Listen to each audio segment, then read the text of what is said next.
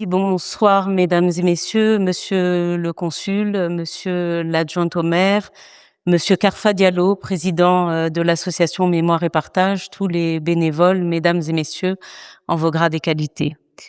Bienvenue à tous et à toutes. Nous ouvrons aujourd'hui le Black History Day, le Black History Month France, ici à Bordeaux, ville-port, ville-monde, ville-mémoire, mais aussi à Paris bientôt, Rouen et Poitiers, dans une géographie qui n'est pas neutre.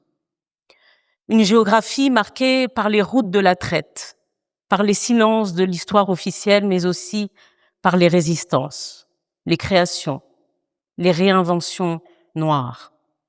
Ce mois n'est pas une parenthèse, il est une réaffirmation, une réappropriation symbolique, une interprétation et un message politique.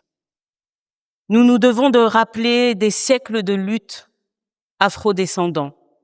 Depuis plus d'un siècle, les afrodescendants partout dans le monde mènent un combat multiforme pour ce que j'appellerais la décolonialité des vies, des esprits, des arts. De Webb Dubois à Marcus Garvey, des sœurs Nardal à Aimé Césaire, de France Fanon à Gerty Archimède, de Claudia Jones à Angela Davis, de Marie Scondé à Bell Hooks, les luttes noires ont toujours été à la fois politiques, culturelles, existentielles, artistiques. Il ne s'agissait pas seulement de revendiquer des droits civiques, mais de reprendre possession de soi, de son corps, de sa mémoire, de son imaginaire, de son histoire, passée, présente et peut-être même un peu future. Car la colonisation n'a pas seulement confisqué des terres, elle a confisqué des récits, elle a hiérarchisé les humanités, elle a déclaré qui avait droit à l'histoire et qui devrait en rester l'objet muet. Et une femme a aussi dit non. Elle s'appelait Victoria Santa Cruz. Elle a donné vie à l'art de décoloniser par l'art. C'est dans cette lignée que s'est inscrite Victoria Santa Cruz, que nous honorons cette année. Afro-péruvienne, femme, artiste, pédagogue, chorégraphe, elle nous enseigne une vérité fondamentale. L'art n'est jamais neutre. Par la danse, le rythme, la voix, elle a réhabilité une afro-descendance andine, longtemps niée, invisibilisée, folklorisée. Elle a montré que l'identité noire n'est ni périphérique, ni importée, ni résiduelle. Elle est constitutive des nations. Dans son poème « Mi gritaron negra », elle transforme l'insulte raciale en affirmation politique. Elle nous rappelle que la décolonialité commence souvent par un acte intime, dire « je suis », là où l'histoire disait « tu n'es pas ». Victoria Santa Cruz nous lègue une afro-andinité vivante, une identité ni figée, ni assignée, mais en dialogue constant avec les territoires, les mémoires et les luttes.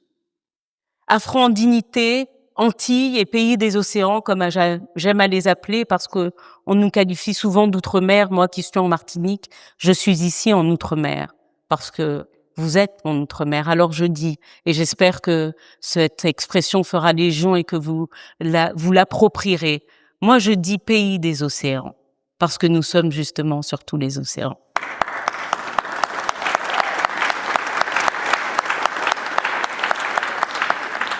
Nos histoires sont en résonance.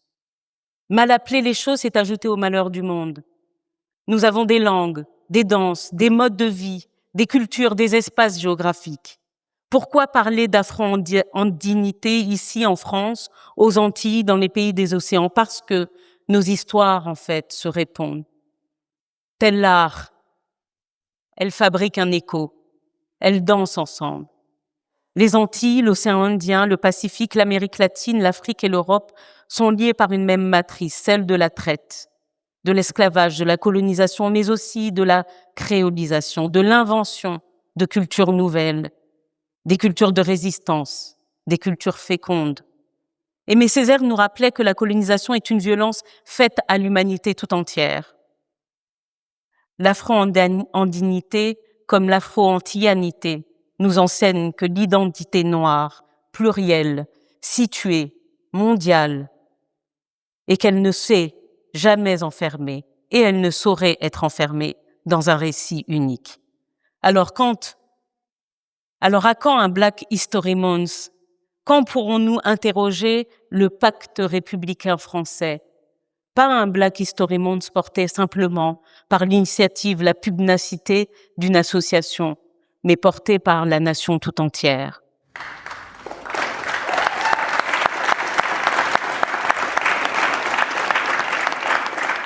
Car parler de Black History Month en France impose évidemment un récit lucide, le récit républicain français, tel qu'il s'est construit, prétend à l'universel tout en invisibilisant, les minorités, dont les minorités afrodescendantes.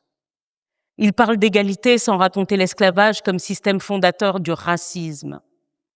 Il invoque la neutralité sans reconnaître les héritages coloniaux, dont certains bénéficient encore très largement, et dont des territoires périssent du fait de leur existence. Il célèbre la République tout en oubliant celles et ceux qui ont été exclus de ce récit. Comme l'a puissamment formulé Françoise Vergès, l'oubli non plus n'est jamais neutre. Il est un choix politique auquel nous devons répondre par notre investissement, notre pugnacité et notre volonté de ce que Glissant aurait appelé le tout-monde. Pape Diaye, historien, nous rappelle également que l'histoire des Noirs en France n'est ni marginale, ni récente. Elle est constitutive de la nation, même si la nation a longtemps refusé de la regarder en face. C'est à Christiane Taubira, qui a crié courageusement, vaillamment et si combativement porté et imposé cette lutte que nous devons la loi de 2001 sur la reconnaissance de l'esclavage comme crime contre l'humanité.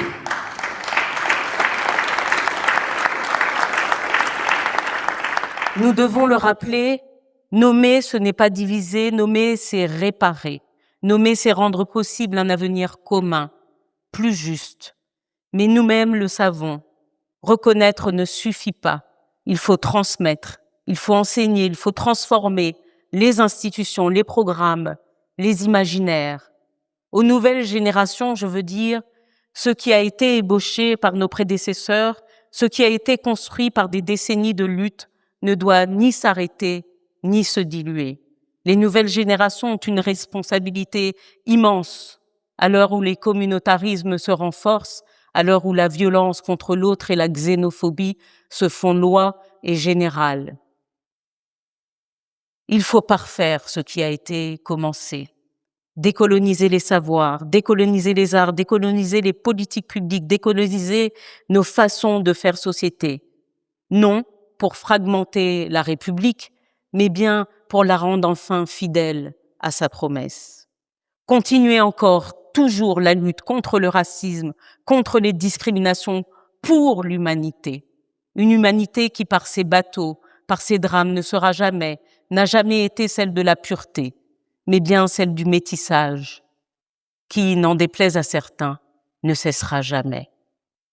Je veux vous dire, pour conclure, en honorant Victoria Santa Cruz, nous honorons bien plus qu'une artiste, nous honorons une trajectoire de dignité, une insoumission créatrice, une espérance noire universelle. Que ce Black History Month France soit un espace de mémoire, un début, un espace de transmission et surtout un espace d'engagement. Car l'histoire noire n'est pas un supplément d'âme, elle est une clé de compréhension du monde contemporain. Elle en est plus que jamais une boussole pour l'avenir. Le Black History Day France est ouvert, que vivent nos beautés, que vivent nos créations, que s'épanouissent nos énergies. Merci.